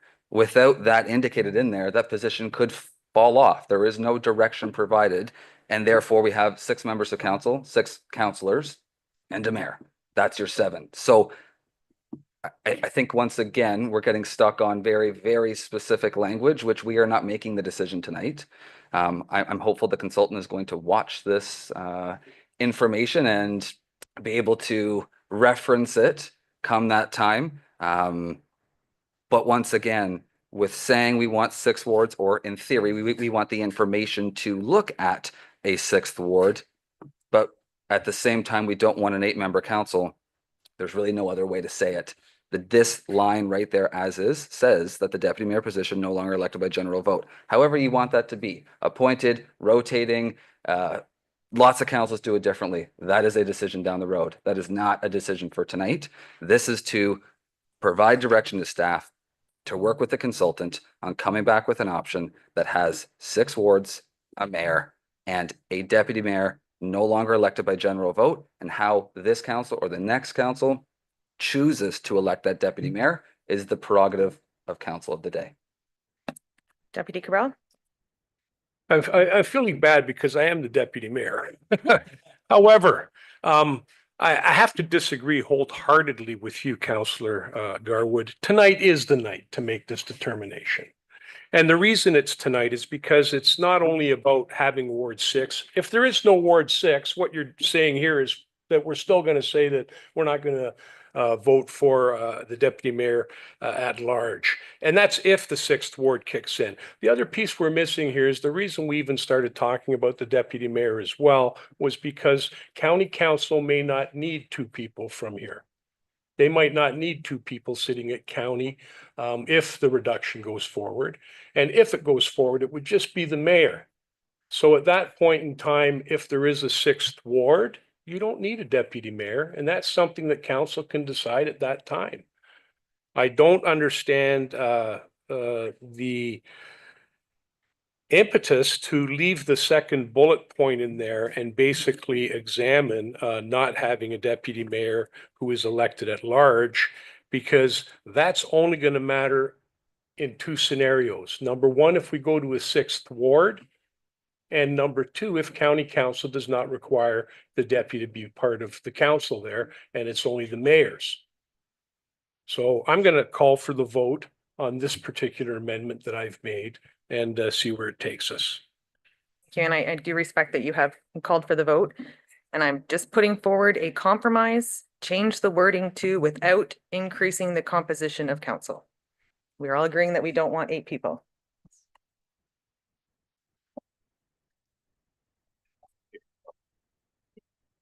My comment would be that at some point in time, composition will change, but for the time being, I'm happy with that. That makes sense. And it actually will provide opportunity for the county piece to come into play and this Ward 6. Okay, and it allows us to move forward with 6 wards and carry on. Clerk Marshall, we do have an amendment on the floor. So do you want me to, do we require that to be, or Deputy Crowell, would you potentially be willing to withdraw the amendment and we will just have a friendly amendment that just, thank you, has been withdrawn, and it will now just state, instead of deputy mayor position no longer elected by general vote, it will say without increasing the composition of council. So council, before us, we have the same motion with the second bullet point now reading without increasing the composition of council. Council, all those in favor? Oh, there was a recorded vote. Thank you. And we will move to the recorded vote. Thank you, Mayor Coughlin. I'll just read the motion for clarification.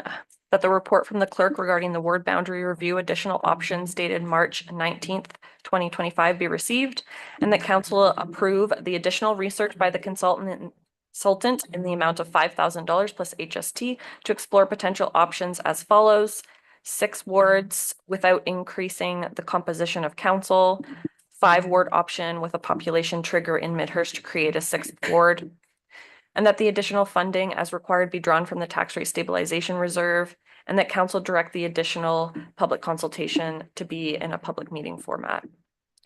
Councillor Garwood requested a recorded vote, so when I call your name, please state yes or no. Councillor Garwood, Yes. Councillor Alexander, Yes. Councillor Thompson, Yes.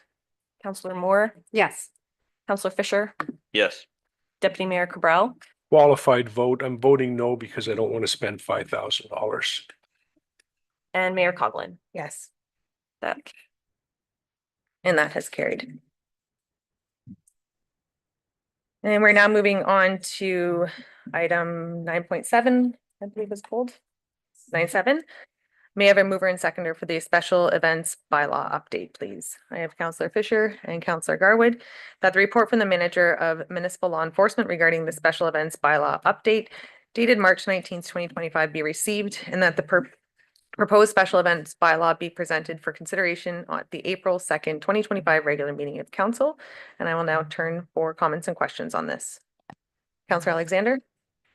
Thank you, Mayor Coughlin. So I do have some concerns on this, and potentially one, why essentially it's before us and why these changes are needed. It speaks within the bylaw to private property. And then I'm going to read one of the highlighted changes which concerns me. And that says special event means, but is not limited to, an organized event, demonstration, parade, marathon, walkathon, fundraising walk, concert, film, fair, festival, a social, recreational, educational, community, or similar event, and includes any other stationary event occurring indoors or outdoors. No property shall host more than 3 special events within a single calendar year. So that seems pretty broad on what could be considered a special event, whether that is a wedding, whether that is a birthday party, whether it is some sort of social gathering. And given the wording in there regarding private property, I'm confused as to why we would even be looking at this, because I feel like it is huge overreach on part of the township to be telling people what they can be doing with their own private property. So that's kind of my comment, and maybe if we can answer a bit of why this is in front of us and why we feel the need to kind of move down this way. I always get to M.E. Miss Callington. I don't remember it. Through you, Mayor Coughlin, to Councillor Alexander. This is a current bylaw that we already do have, and it does pertain to private properties. So weddings, backyard weddings, they would have to obtain a special event permit through the township. So what we did was we just did a few housekeeping to the bylaw because it is from 2009. So we just wanted to update a few areas that we did have. We don't have a cap on that. I know you mentioned about birthdays.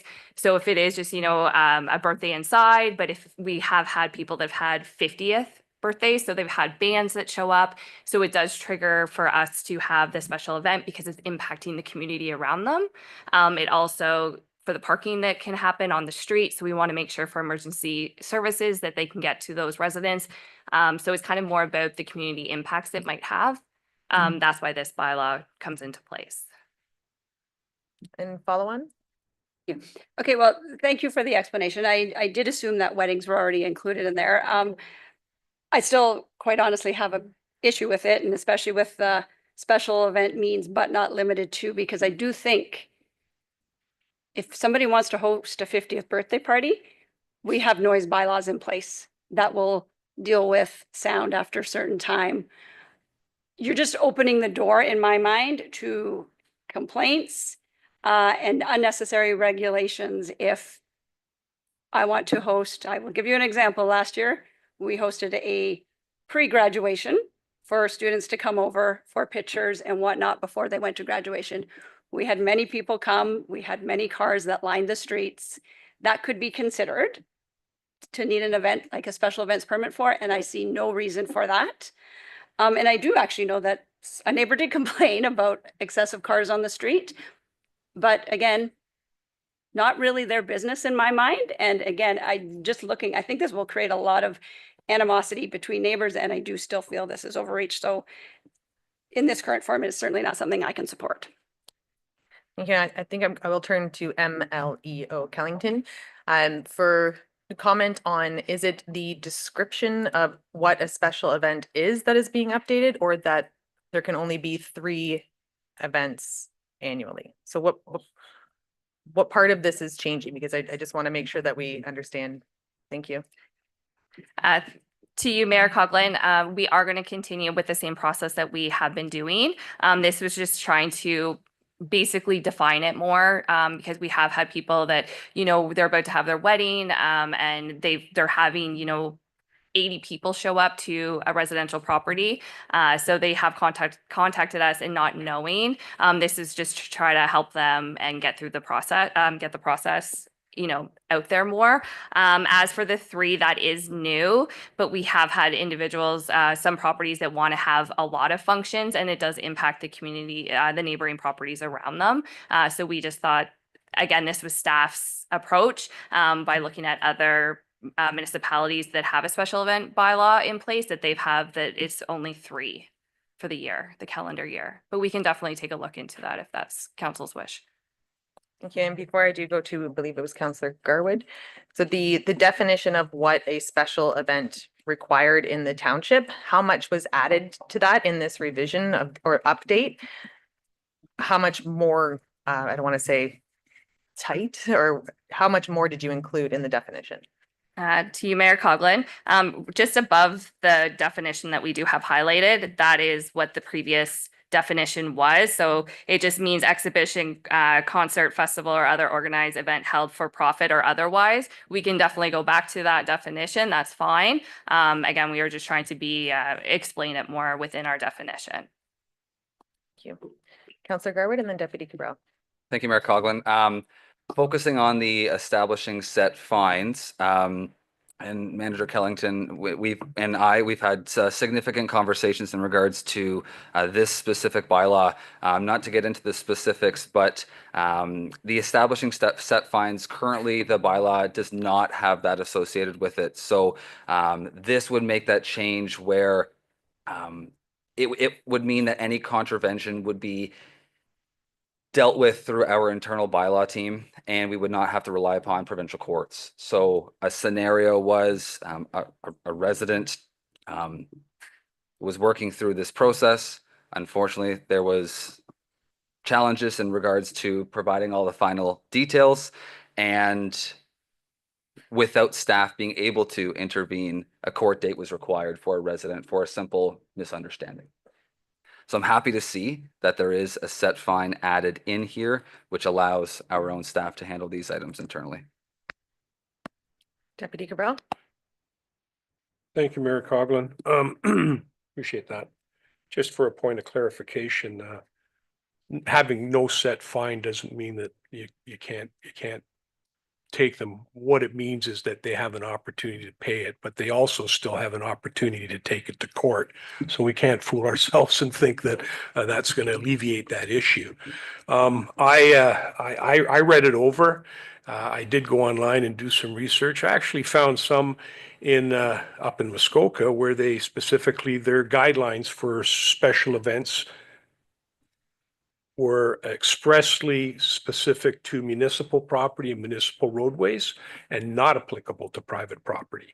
I think one of the biggest problems we have with the bylaw that I see is we're always designing bylaws that are somewhat restrictive. And for the most part, they're restrictive because of the nuisances they cause in our urban settlement areas.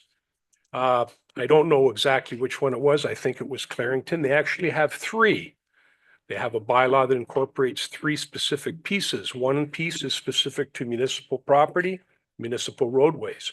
One piece is specific to special events that take place in urban areas, and one is specific to special events that take place in rural areas.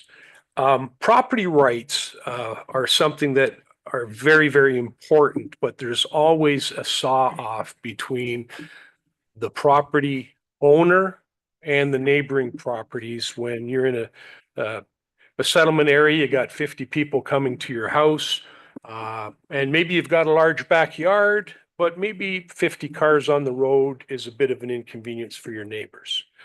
I can also think of some religious groups who actually do their,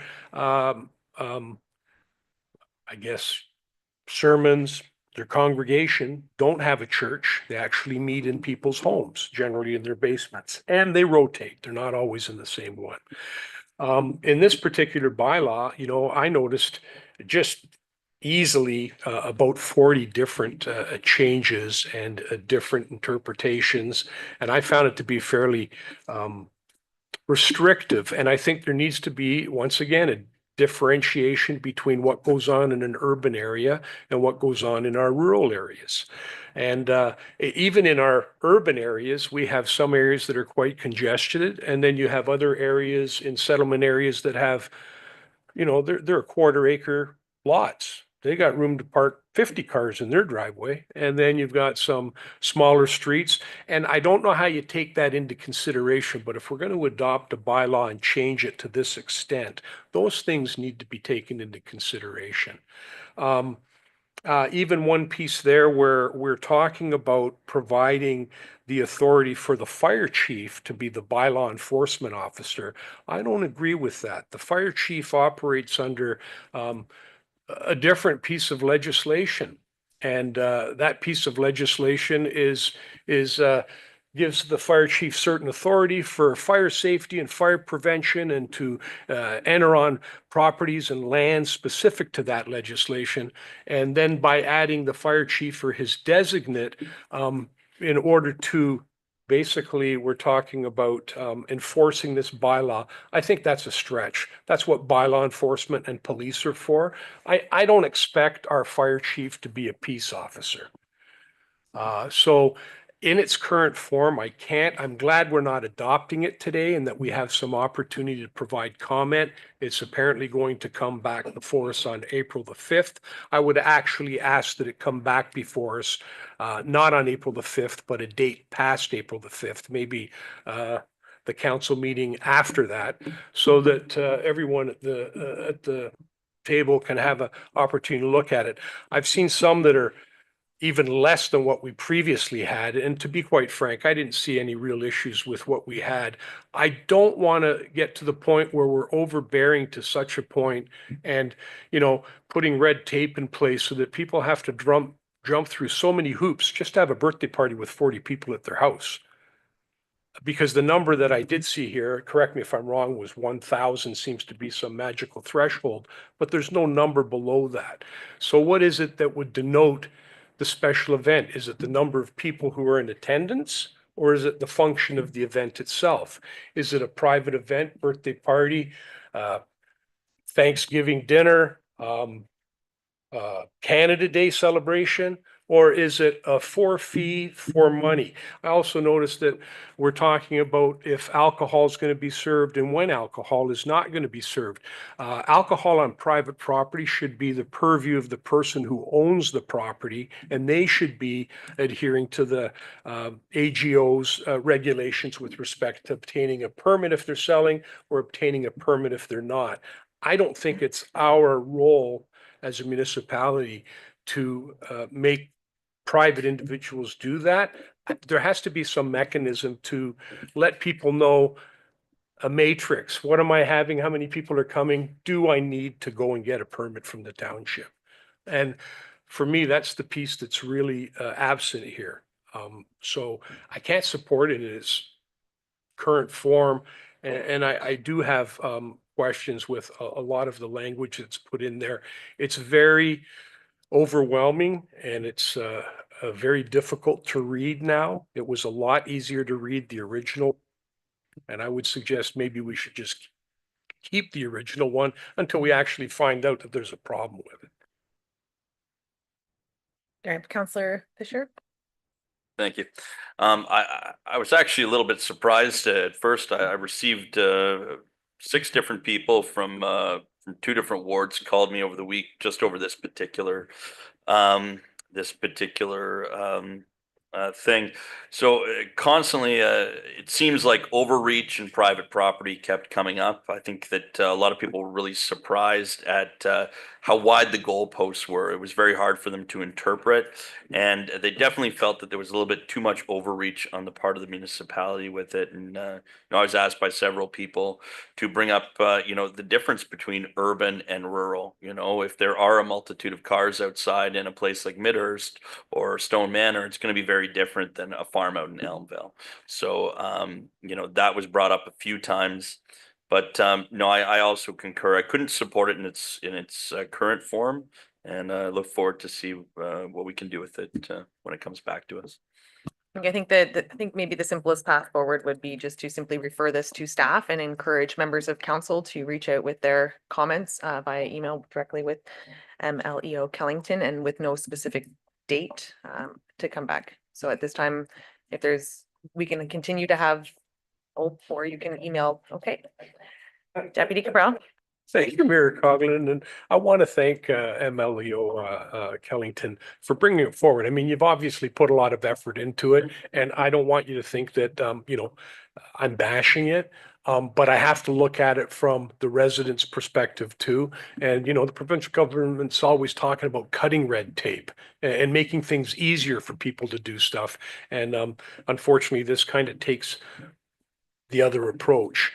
But I did want to just comment on some of the events that go on. You have farms where they build a new parlor and they invite all the other neighbors. That would require a special event permit. You have folks that may have another event, and I'm speaking more along the lines of the farmers. They do it on a regular basis. They will have gatherings for a new piece of equipment that they've now brought onto their farm, and they invite everybody over. When robots were coming into Springwater Township, I can tell you that there were a lot of people going to a handful of farms through invitation just to get a handle on how it worked. So they'd feed them and everything. So I just see that to try and make it so that those people can feel comfortable having those events without feeling like they're, basically breaking one of our bylaws, is what I'd really be looking for, is so that those people who want to have those can, without worrying that, well, I'm an offender all of a sudden now because I didn't get my permit. And at this point, I'd be looking for a mover and seconder for an amendment to refer this to staff. Councillor Moore and Councillor Fisher. Anything further on this? Is it an amendment or is that just moved? Referred. Okay. So before us, I have that the motion now be referred. All those in favor? And that has carried. We will now move on to item 10. It's our information reports. May I have a mover and seconder, please? Councillor Garwood, Councillor Alexander, that the report items listed herein be received as information. Our bylaw service monthly activity report, February 25. Number 2 is our Q4 2024 procurement summary. 3, 2024 statement of council and board remuneration and expenses. 4, 2024 statement of discretionary funds. 5, 2024 water system annual and summary reports. 6, the international grant competition program. 7, additional residential unit bylaw update. 8, the corporate credit card report, January 2025, and 9, the check registry of February 2025. At this time, I'll be asking if there are any to be pulled to be dealt with separately. Councillor Alexander? Number 6, please. Deputy Cabral?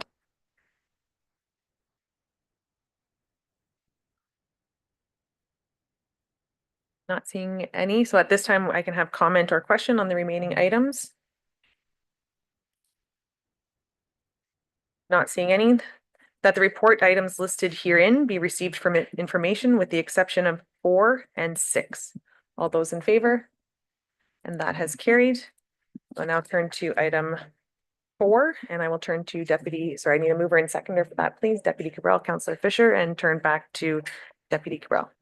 Thank you, Mayor Coughlin. And actually, it just was more or less a question.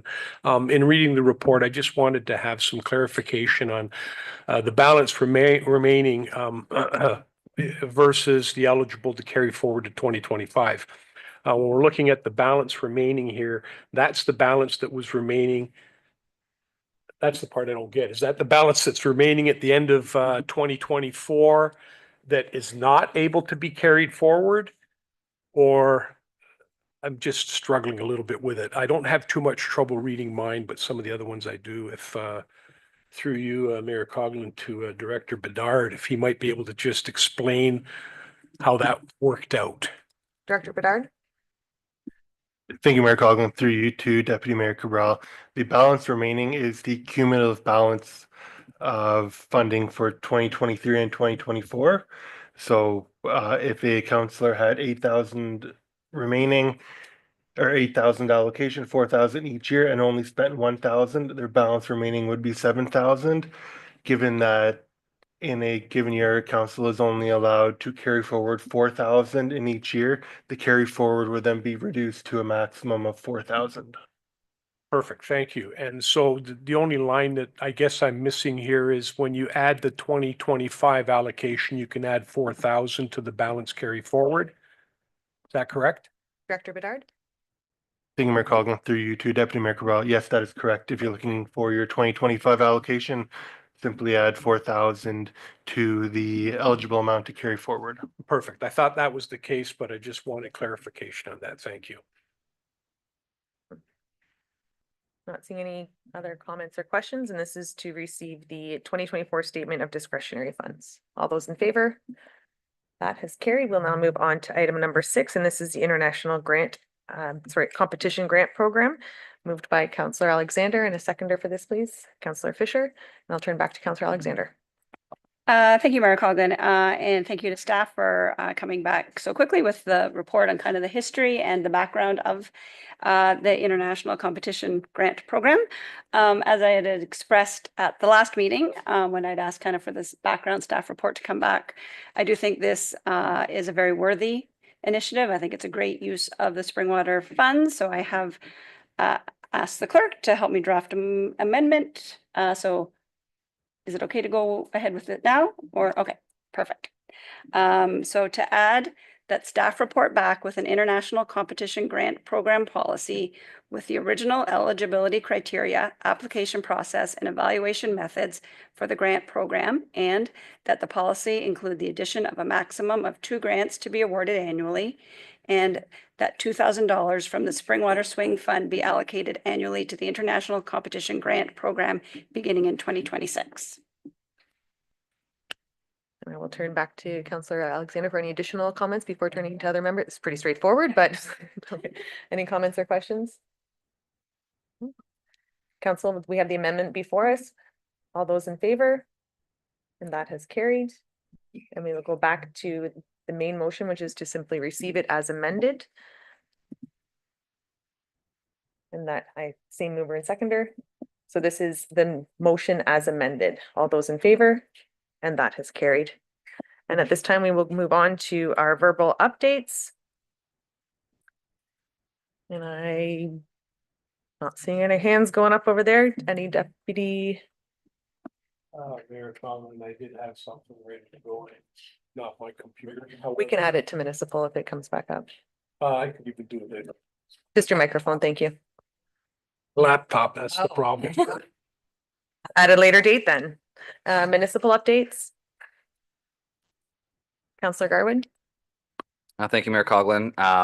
The Annabelle Community Recreation Association is going to be hosting its annual general meeting on March the 24th at 7 p.m. open to the public. And also wanting to remind residents of Springwater about our Springwater Town Hall, which is scheduled for April the 9th at 7 p.m. here at the Administration Center. An opportunity to meet with senior staff and council, questions, discussions. It'll be an excellent evening. This is our second one this term, I believe. So I'm looking forward to that evening. Thank you. Not seeing anything further. We have notices of motion. Are there any notices of motion this evening? Any items for future consideration? Bylaws, we have none, so we'll move to our confirmation bylaw. Mover and seconder, please. Councilors Fisher and Thompson, that bylaw 2025-028 to confirm and adopt the proceedings of council at the regular meeting held on March 19th, 2025, listed here and be signed and sealed by the mayor and clerk. All those in favor? That is carried. And a mover and seconder to adjourn, please. Councilors Alexander and Garwood, that the regular meeting of the Township of Springwater does now adjourn at 9:02 p.m. to meet again in regular session on April 2nd, 2025 at 6:30. All those in favor? And that has carried. Thank you.